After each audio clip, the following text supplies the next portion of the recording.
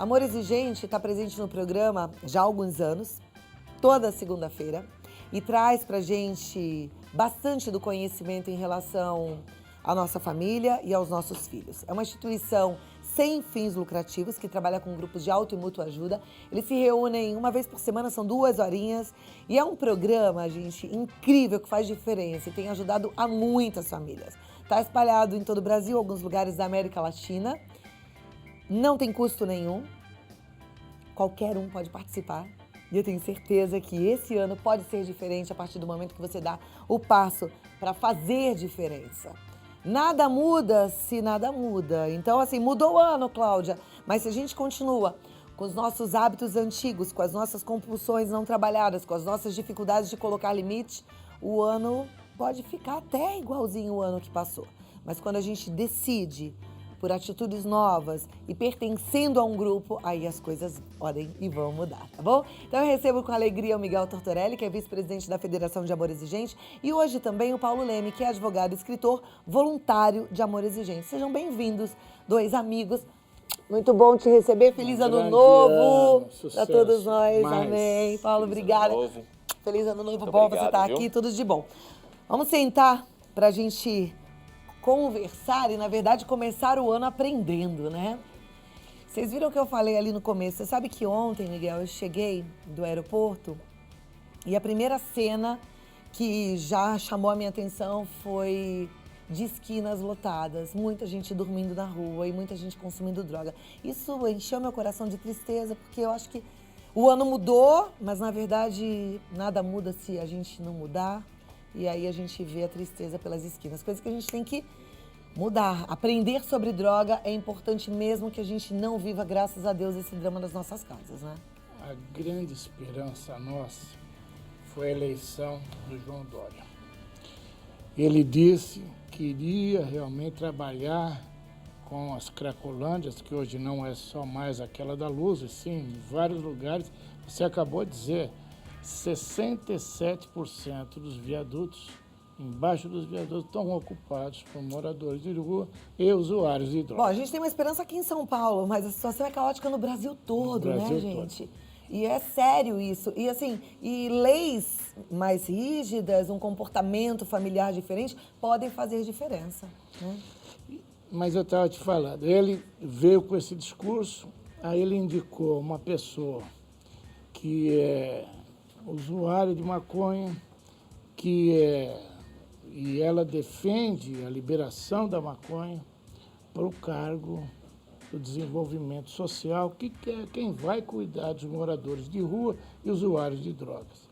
Então, me parece que já não foi uma boa escolha alguém que defende a liberação das drogas ou da maconha, que é o caso dela, para cuidar daqueles que precisam realmente de uma recuperação. E recuperação, pelo que a gente entende, tem que ser zero. É isso, Paulo?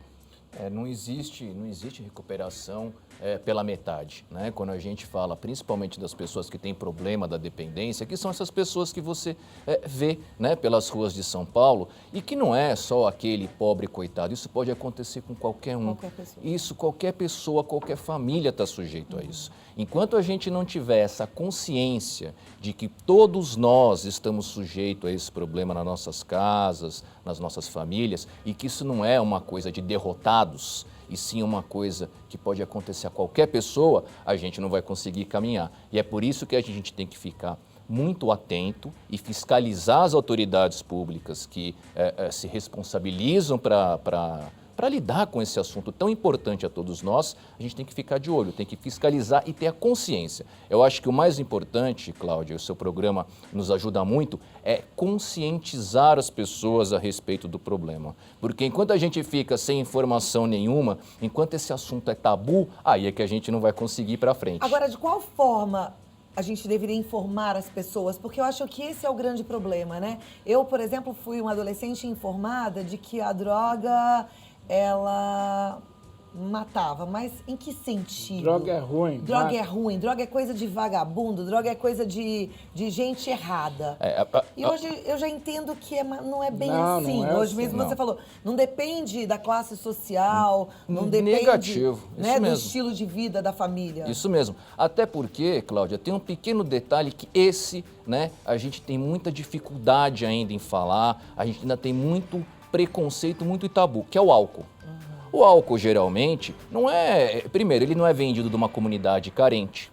Ele não é vendido num ambiente de marginalidade, muito pelo contrário. Nós temos aqui, né, Miguel, nossas experiências junto com Amor Exigente, em palestras para escolas, por exemplo, escolas de um nível financeiro bom, né, em que você vê crianças, por exemplo, de 11, 12 anos, que já experimentaram álcool até numa certa dosagem para ficar assim embriagado, para ficar alterado, e quem deu o álcool a primeira vez foi o avô, foi o tio, foi o pai, foi a mãe. Então, a partir do momento em que a gente sabe e que existe uma doença que se chama alcoolismo e que atinge mais ou menos 10% da população, já é uma informação nova para um monte de gente. Então, é a partir dessas informações que a gente consegue conscientizar as pessoas a respeito do que elas estão fazendo. Vamos falar do álcool.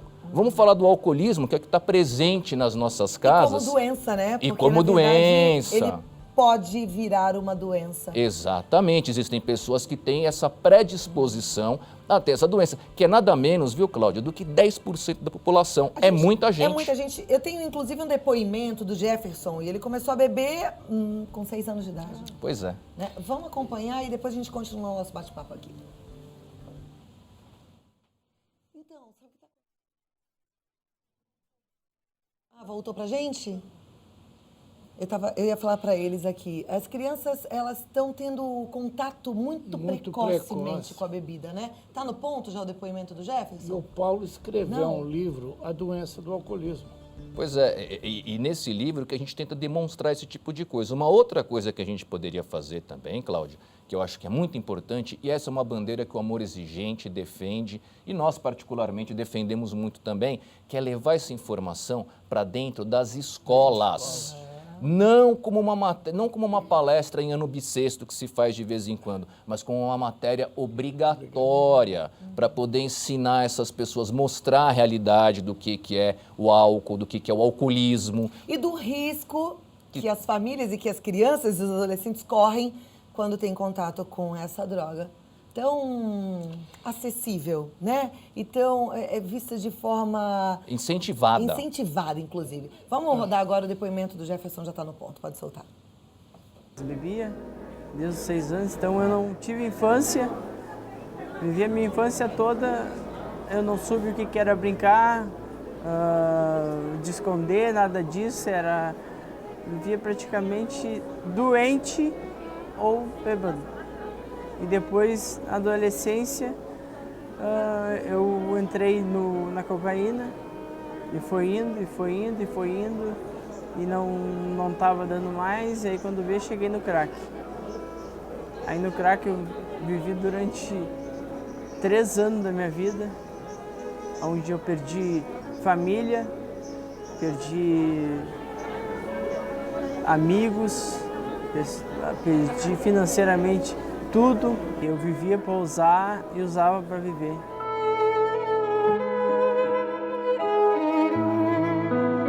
Já faz 8 anos e algumas 24 horas que eu estou limpo. Perdi a família, perdi um monte de coisas com a drogadição. E hoje, com a recuperação, Deus me deu a dádiva, posso dizer assim, de reconquistar tudo de novo. Minha família, grandes amigos em recuperação, pessoas que me apoiam direto e indiretamente. Tem uma comunidade terapêutica, que é a Senhor Jesus de Tapes, aonde que aonde que eu me encontro, eu continuo dando a manutenção da minha recuperação, ajudando e sendo ajudado.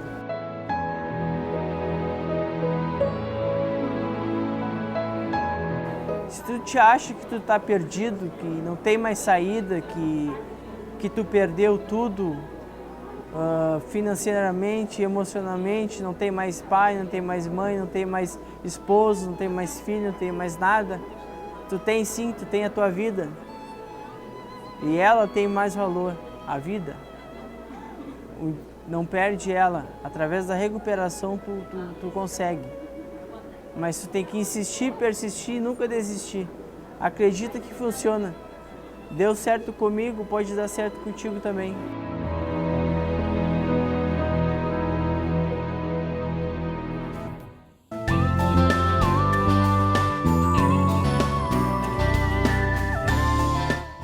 Tem alguma coisa errada acontecendo nessa televisão hoje, mas vamos embora, vamos continuar. Primeiro dia do ano, tá todo mundo ainda anestesiado, será? A gente não foi pro intervalo, não. Ainda bem, porque eu quero falar uma coisa. Primeiro, agradecer ao Jefferson pelo depoimento corajoso. Segundo, você que está assistindo ao programa, falar igual o Marcelo, isso, corta para 3. Tem saída. E, sem exceção, eu não conheci um dependente químico que diga que prefere a vida no uso do que a vida em abstinência. A vida é boa. Mas a gente sabe que você entrou numa doença séria, progressiva e que precisa de controle para sempre.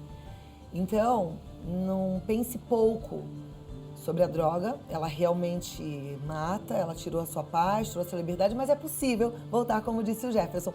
O Paulo, que hoje fala com a gente, dá várias dicas e é advogado, tem uma carreira muito boa e uma vida brilhante, que a gente pode falar assim, bem sucedido em todos os sentidos. Ele foi usuário, é um dependente químico em recuperação, Sim. Não é isso? Estou há 20 anos em abstinência e como a gente estava conversando, né, eu usei todas as drogas que tinham na época, vamos dizer assim, entre aspas, no mercado. Mas principalmente o álcool, que é a mais fácil de obter, a mais barata. Naquela época, 20 anos atrás, não havia crack. O crack era uma coisa muito marginal, não era como é hoje que a gente atravessa a rua e pode comprar, adquirir facilmente. Agora, o que você falou que é muito importante é que isso está ao alcance de qualquer um. Eu cheguei a viver numa situação de rua, perdi tudo. Estudo, faculdade. Quem não desistiu de mim foi a minha família, né? Foi meu pai e minha mãe. Família sempre Esses ali. não desistiram. E foi graças a eles que eu estou vivo. E como você falou, tenho uma vida que eu não posso reclamar de nada, que está ao alcance de qualquer um consegue. Então, Paulo, eu queria que você ajudasse uma telespectadora angustiada e que compartilhou com a gente logo no comecinho do programa, Márcia. Ela diz assim: bom dia, Cláudia, adoro o seu programa. Meu filho fumou maconha por 3 anos, está internado há 5 meses. Ele vem para a segunda ressocialização, mas ainda tem intenção de continuar no uso. Não deu um fim nas amizades e eu gostaria de algumas dicas de como eu devo agir. Ele tem 17 anos e eu tenho medo de ele se envolver com tráfico. Olha, eu acho que a primeira coisa que a gente deve observar, não só para essa pessoa, não só para mim, né, é que a partir do momento, a internação, ela é o primeiro passo, mas ela não é um passo em si só. Essa pessoa tem que manter o tratamento dela ao longo de toda a vida. Então, o que a gente recomenda, que funciona mesmo, é a frequência aos grupos de autoajuda. Pode ser o Amor Exigente, que também tem o grupo Sobriedade, que é justamente para os dependentes em recuperação, que querem se recuperar. Tem o AA, que é o mais antigo de todos, o NA, que é Narcóticos Anônimos. Existem uma série de grupos, eu citei 3 aqui, mas uma frequência, e a frequência, Cláudio, que é desejável é que ela seja diária, todos os dias. Isso pro filho dela. Mas, Paulo, você falou ainda há pouco que sua família não desistiu de você. Eu não quero que a Márcia desista do filho, não vai desistir do seu filho. Mas o que, no caso, a mãe deveria fazer nessa ressocialização? A mãe também deve frequentar um grupo de apoio para entender um pouquinho o que é uma doença, né? E como ela vai poder ajudar o seu ente querido. Então, ela tem que frequentar. Porque normalmente, Cláudia, os pais dizem, o problema é dele, ele é que tem que se cuidar, que se tratar, eu não tenho problema, eu tenho que ficar na minha. Não, ele tem que ir também para um grupo de ajuda.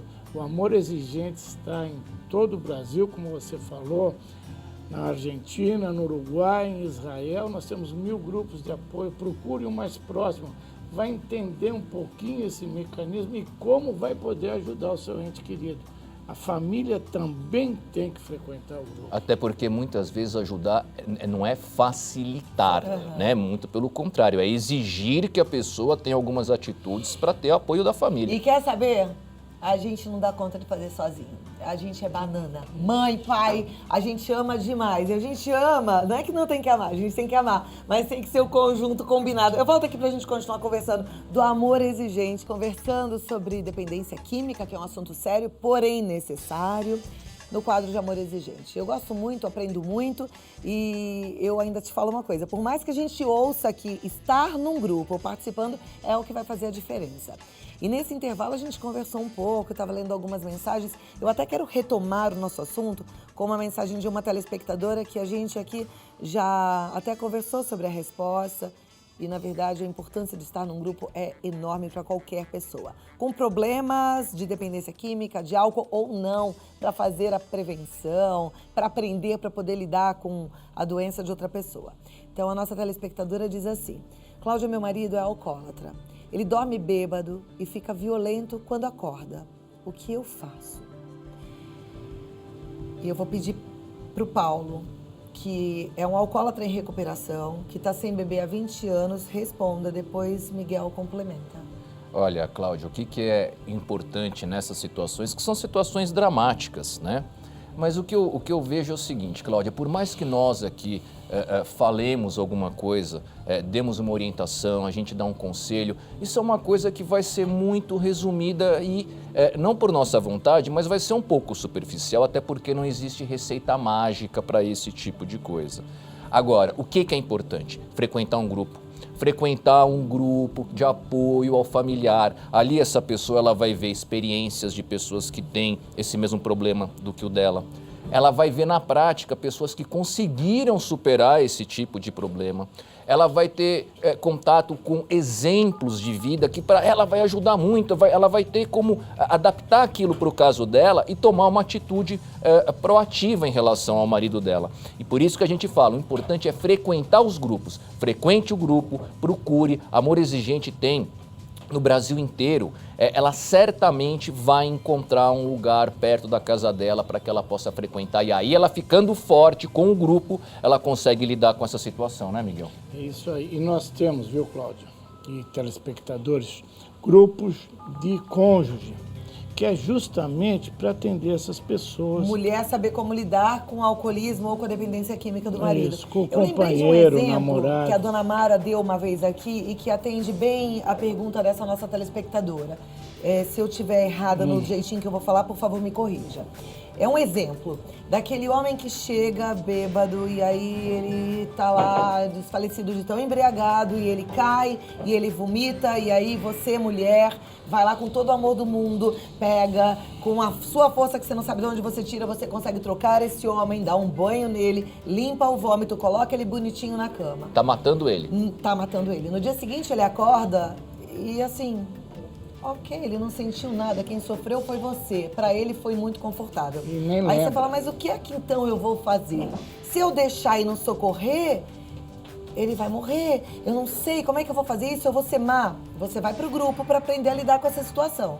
Porque o fato é que o que você tá fazendo hoje tá errado, não é isso? Isso, o grande Com problema certeza. que a gente vê, e a gente tem esse tipo de experiência, a gente vislumbra isso, a gente visualiza isso muito nos grupos. É o caso do chamado facilitador. É a esposa, por exemplo, que o marido falta no trabalho, ela liga para a empresa para dar uma desculpa esfarrapada, para não avisar que o cara não foi trabalhar porque estava bêbado.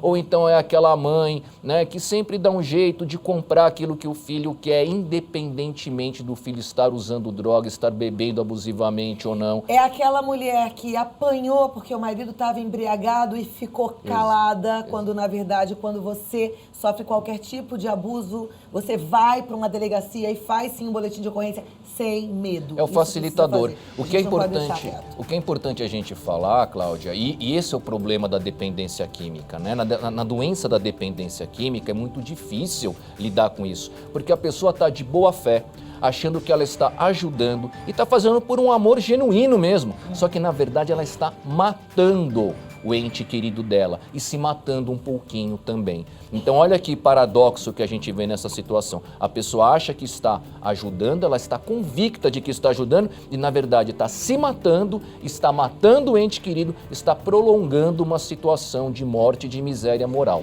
Olha que coisa triste que a gente vê. Agora, não dá muito pra gente aconselhar nenhuma mulher, porque isso, na verdade, vai nascer no teu coração, o jeitinho de agir, quando você estiver no grupo, partilhando a tua história e ouvindo histórias partilhadas. Cláudia, é justamente isso daí. Lá não é achismo. Então, as pessoas vão contar a história dela. O que fizeram para dar certo. Para lhe dar certo, para mim não pode, para mais. O que a outra fez pode dar certo.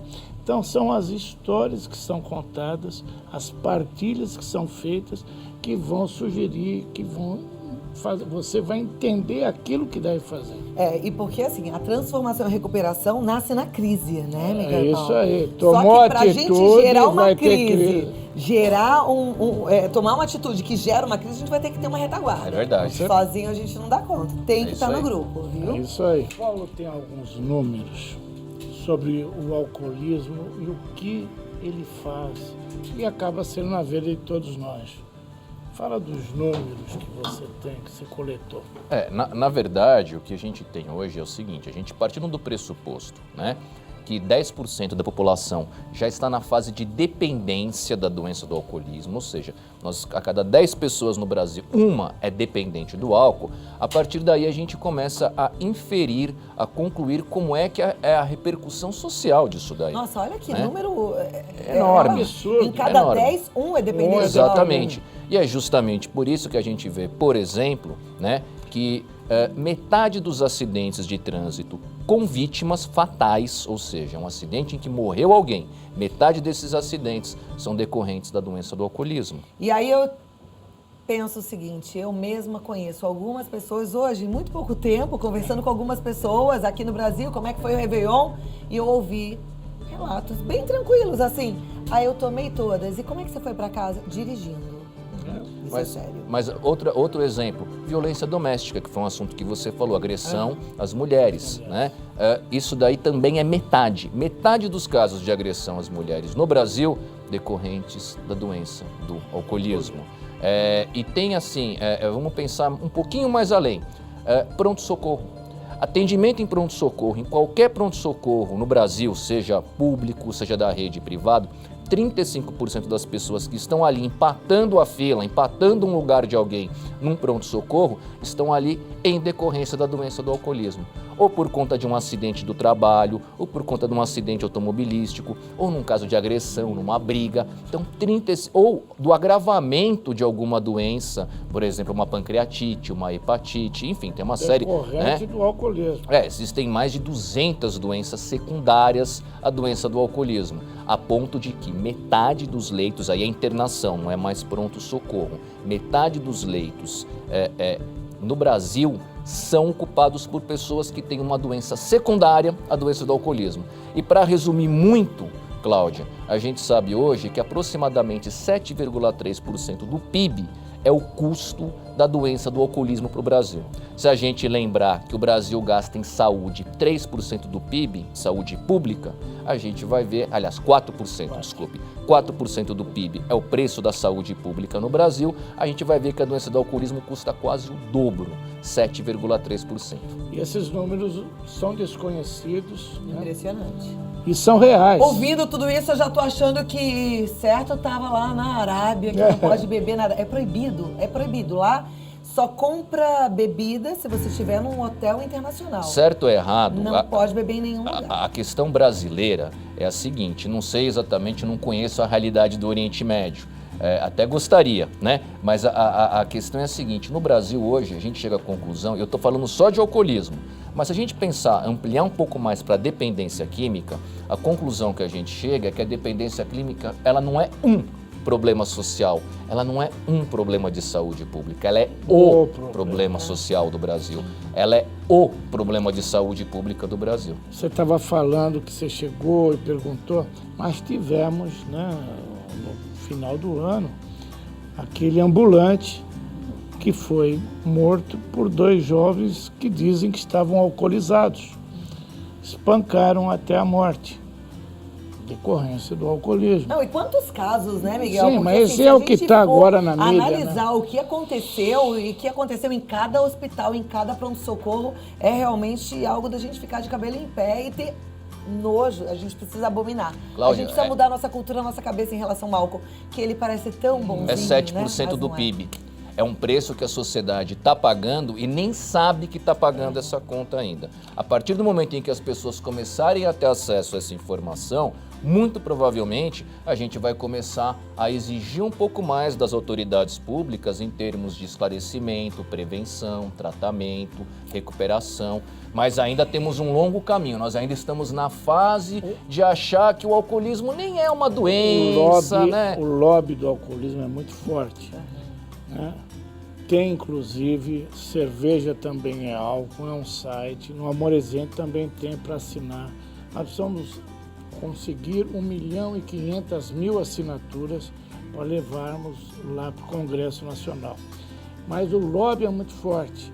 Mas nós temos que fazer, entrem nesse site, nos ajudem a mudar isso daí. Que cerveja é álcool, tudo começa pelo álcool. Tudo começa na cervejinha. Né? Nós escutamos agora o Jefferson falar, começou no álcool com 6 anos e meio, foi para maconha. E é o caminho, depois se a gente puder, vamos falar um pouquinho de maconha na adolescência.